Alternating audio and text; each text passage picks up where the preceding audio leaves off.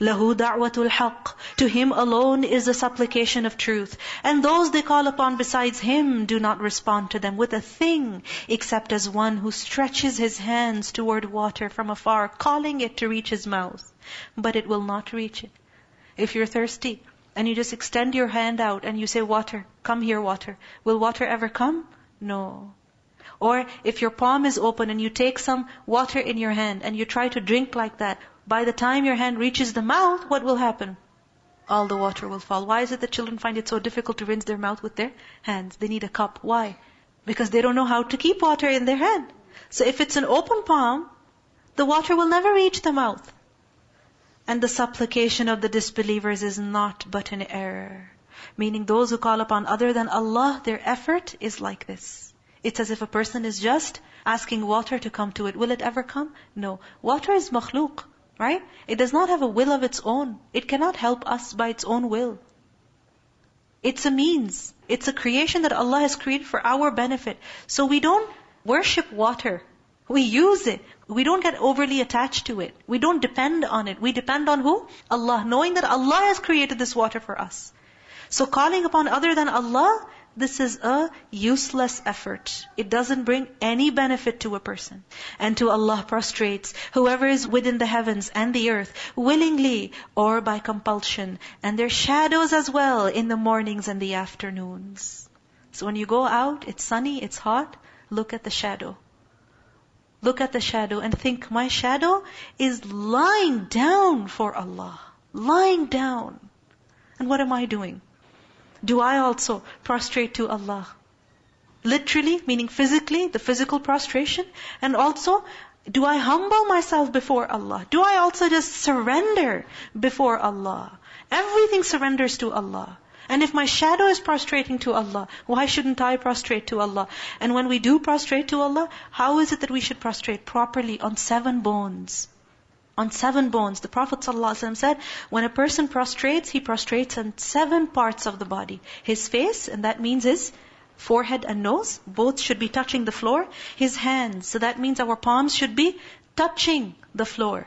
Not that we have rested our hands in a cup form so that just the fingertips are touching and the end of the hand is touching, the wrist is touching. No, the entire hand, both the hands.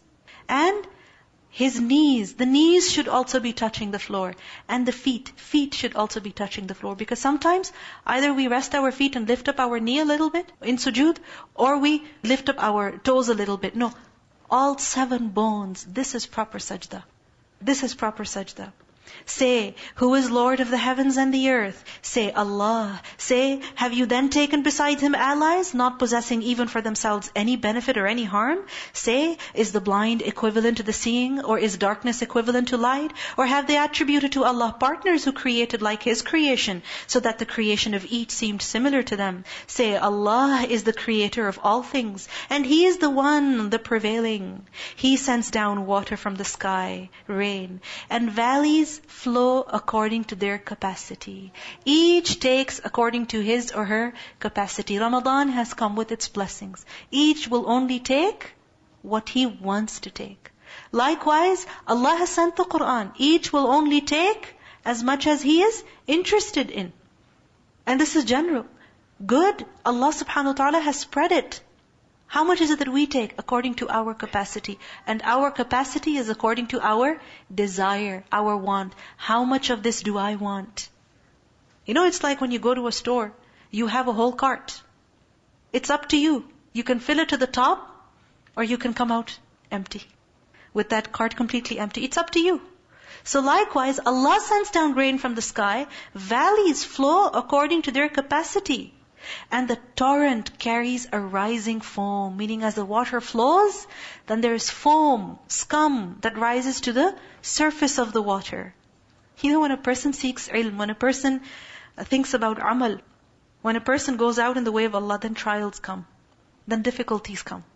Just like when you put meat in water and you boil it, what will rise to the surface? Foam. Anything that is boiled, even rice when you're boiling it, is there any foam that comes to the surface? Right? So when we take a step towards Allah, we are tested. And in that test, what happens? We recognize our impurities. Because what happens is that in normal circumstances, those impurities are blended. But then when we're put in hot water, then what happens? The impurities are separated. Now it is up to us. Do we get rid of those impurities? Like for example, these days when you are fasting, you're tired, you're hungry, you see really what your sabr is like. You identify your impurities, you see them. Now it's up to us. Do we make an effort to get rid of them? Or do we just go back to the way we were before? Reabsorb those impurities or let them sit and putrefy and get worse. Anything. When it's boiled, when it's heated, the scum rises to the top. And from that ore, which they heat in the fire, desiring adornments and utensils, is a foam like it. Meaning even when gold, something so precious, even when that is heated, there will rise scum from it as well. So, لَا تُزَكُّوا أَنفُسَكُمْ. Don't claim to be pure. Each person has deficiencies and impurities. And when Allah puts us through trials, it is for our own good. Thus Allah presents the example of truth and falsehood. As for the foam, it vanishes, being cast off. And as for that which benefits the people, it remains on the earth. It remains on the earth. And this is also a very important lesson that we learn from this example. That foam, what happens to it? It just rises to the surface. Weightless things or garbage, it just rises to the surface. And as the water moves forward, what happens to this garbage? It gets left behind on the side. It's thrown off. Likewise, people who do not bring much value to others, they do not have stability in the earth. They cannot last very long. But people who bring value to others, who are productive, who are helpful, then what happens? وَأَمَّا مَا يَنْفَعُ النَّاسِ فَيَمْكُثُ فِي الْأَرْضِ. When you have the meat boiling in the water, and then you have the scum at the top, what do you keep? The meat or the scum? Many times it happens that you take off the foam, right? You take it off, but then do you put it back in the food? Do you eat that? No, you throw it away. It's garbage. So we need to see, where I live, the people that I am in, what am I to them? Am I valuable? Am I the gold? Am I the meat? Or am I the foam, the garbage, which has to be discarded? Thus does Allah present examples. For those who have responded to their Lord is the best reward.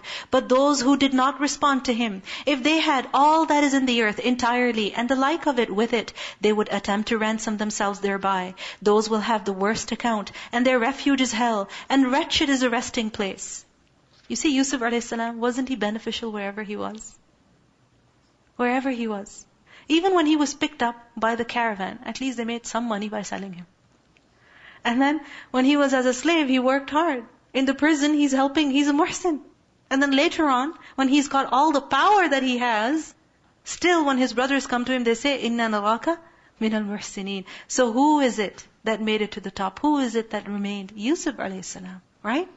So those who are beneficial, they are the ones who last. Their legacy remains. So we need to see, what kind of life am I living? A selfish life in which I'm just taking from others? Or am I also giving something of value? Helping the creation of Allah?